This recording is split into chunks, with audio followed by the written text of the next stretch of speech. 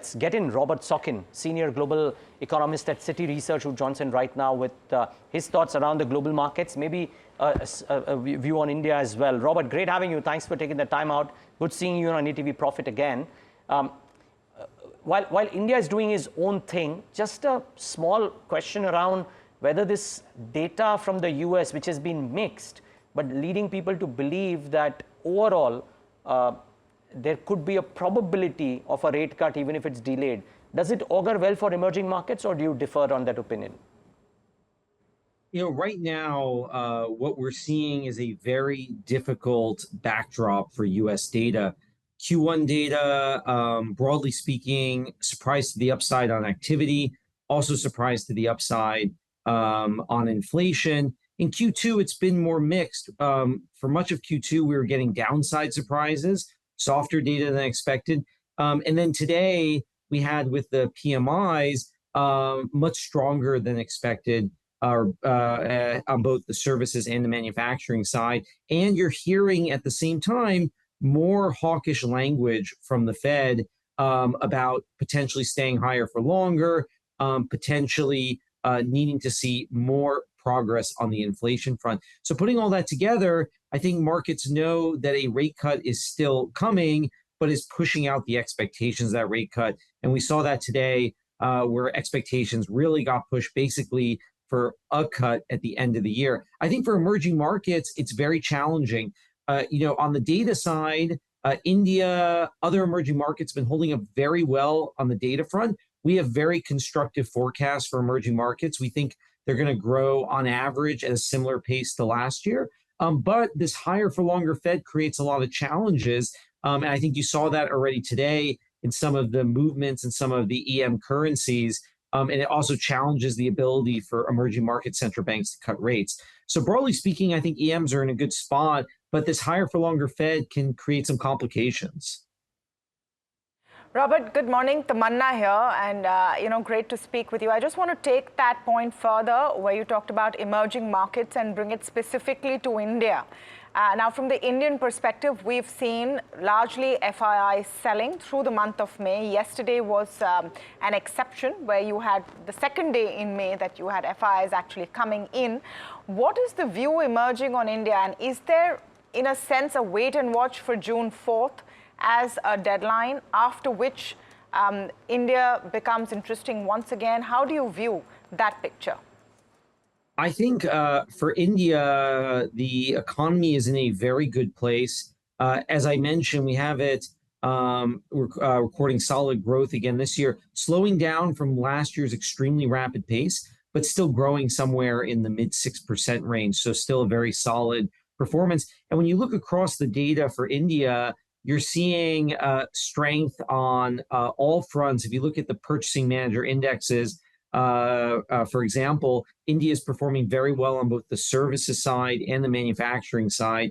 And broadly speaking, activity indicators have been holding up quite well. And inflation has been holding at fairly decent levels and continuing to moderate. So I think in terms of the story of India, very positive on the growth front. We do think that in terms of rate cuts out of India, that you're going to have a patient central bank and probably not going to start getting easing until later this year. So maybe that is when the story on India changes a little bit, when you start to see movements in the policy rate. Of course, as you said, also the election is front and center. So that could be another big risk event when we get the outcome of those policies. But I think India, as I said, is a very positive story, and I think is going to continue to stay a very positive story, not for just this year, but beyond this year as well.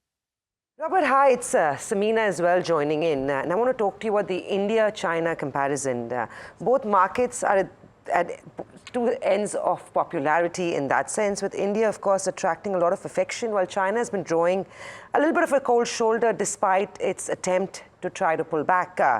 Of course, Goldman and Morgan Stanley list India as their top bet for the decade ahead. How do you feel? Do you think India is in a sweeter spot than China? I think it's a very important comparison. And as you said, India, a lot of press for a lot of positive developments, not just in this year, as I mentioned, but beyond this year. one example to point to in an India versus China comparison is India has very favorable demographics relative to other large economies over the next, let's say, decade, compared to China, where demographics have been turning against them in terms of being supportive for growth, and that is likely to continue. But there are other important comparisons as well. I think China for this year, we're fairly comfortable that there's enough momentum in the economy to end up with growth somewhere around 5%. But beyond that, there are a number of enormous longer-term challenges, chronic tensions between the US and China, which are likely to be in place regardless of who is elected in the US later this year. There are issues with youth unemployment, issues, adjustments in the property sector. There's a long list of concerns that we have over China's growth over the medium to long run. So I think both economies, given their size, generally just have challenges they'll both have to overcome. But I do think the list for China is much longer. And I think India in particular is in a good place to benefit from its own dynamics, but also benefiting from some of the movement away in global supply chains from China that's shifting to other locales. Emerging markets like Mexico are benefiting from that. And I think India is probably one of the big beneficiaries as well in coming years. Robert, very quickly, when you look at India for the next 1 year, would you buy Indian debt or Indian equity?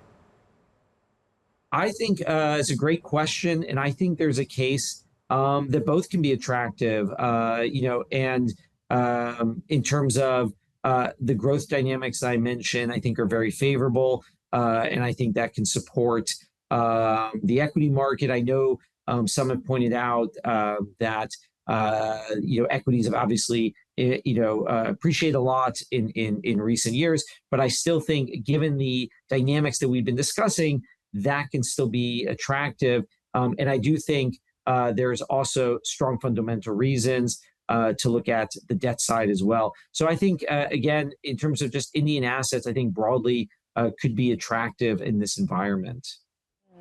Robert, just to talk about what looks good in Indian equity, and for foreign investors, banks, IT has been exciting, private banks especially.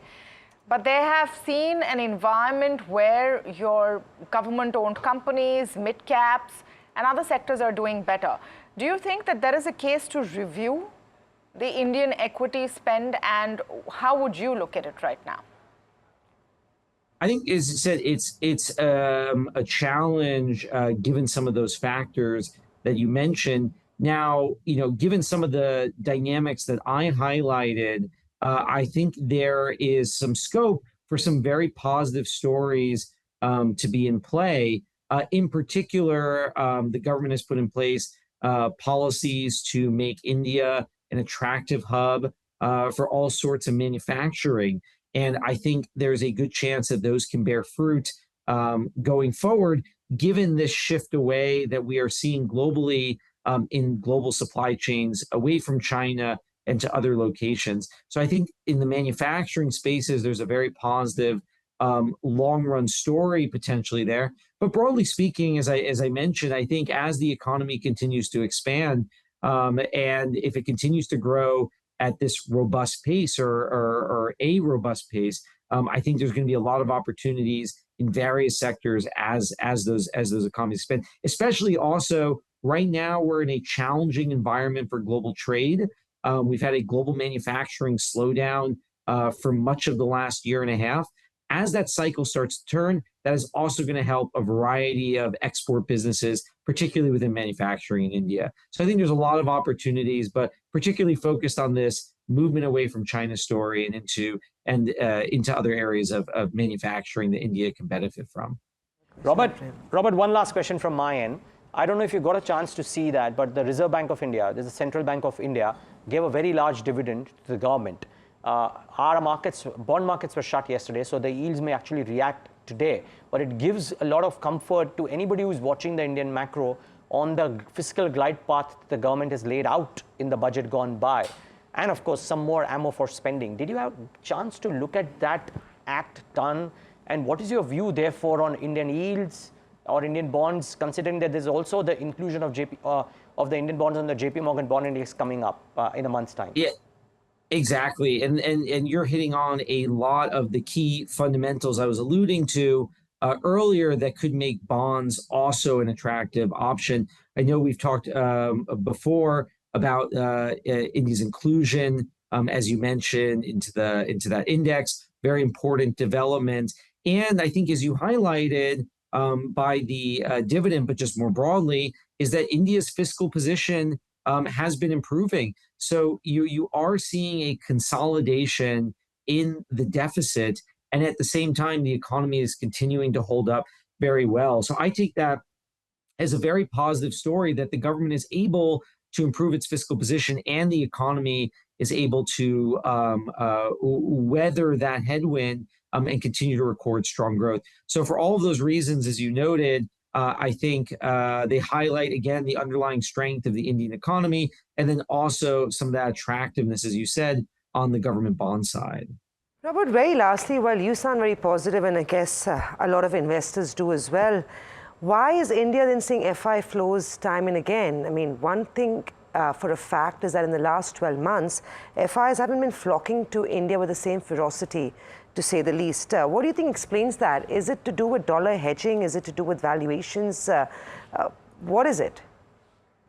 Yeah, and as you noted, I think that the broader story for India is very positive, but we are seeing a challenging environment for global flows, as I mentioned, in particular, because of, I think, this higher for longer Fed is likely playing a role, and I think money moving into other spaces just beyond that dollar. We've also seen large movements in commodities, for example. So I think there are other areas where you're seeing large flows at the moment, and that maybe can help explain some of the dynamics that you mentioned. But longer term, as I said, I think it's going to be a very attractive destination for capital. And I think that's more the path to focus on, is the broader long-term dynamics. But I think some of these huge market dynamics that we discussed earlier are probably, at least in part, in play of that slowdown that you mentioned. All right, thank you so much, Robert. Great speaking with you this morning. Fantastic voice to have to just make sense of what is happening globally and how the India story is emerging as well. So great to speak with you.